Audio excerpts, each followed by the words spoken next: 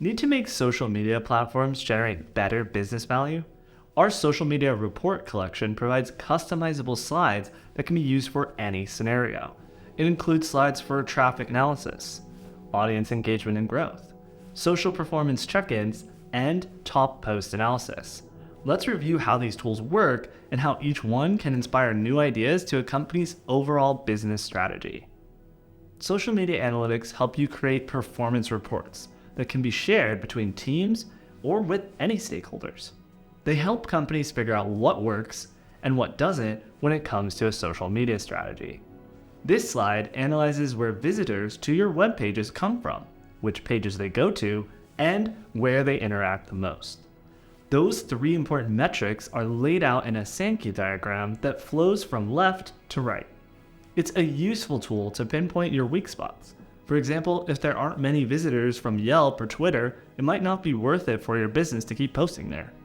On the other hand, if a certain page on your site gets a lot of traffic, it's a good idea to invest more time and energy into making it the best page possible.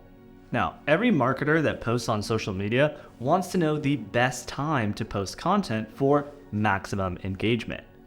On this heat map, viewers can tell by the differences in color saturation which times of the day have the most visitors. It's good to know what times users typically assign to your brand, so marketers and creators can base upload times around those. The heat map can be used for engagement with a specific platform or even a specific type of post. Every brand is unique, so it's best to find out early what the peak times are to help build a strategy. The best times to post depend on a variety of factors, and there's no one-size-fits-all approach.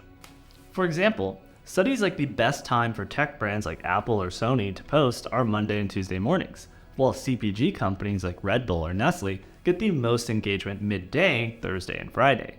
And remember, if you like the tools in this presentation, you can download and customize it for your needs right now. If everything goes according to plan, your audience and follower count should grow steadily over time. This slide shows the total follower count and the growth rate in a given period.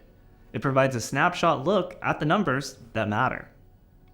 This is especially useful for when a company is still in the earlier stage to build an online presence. It needs to prove continuous growth over a few months. It can also be used to show audience growth during a giveaway or a similar outreach event, which usually leads to visible growth spikes.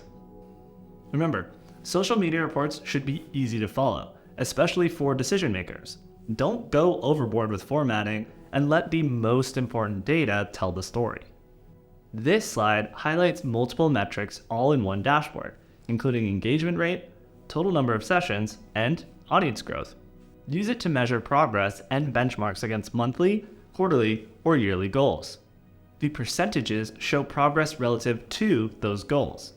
Here's another dashboard that separates web traffic by whether it comes from a paid or organic source. Ideally, an effective social media strategy should lead to more and more organic growth over time. Some can even create incredible virality. You can also target audiences with paid campaigns based on demographics like age and gender, which show up here.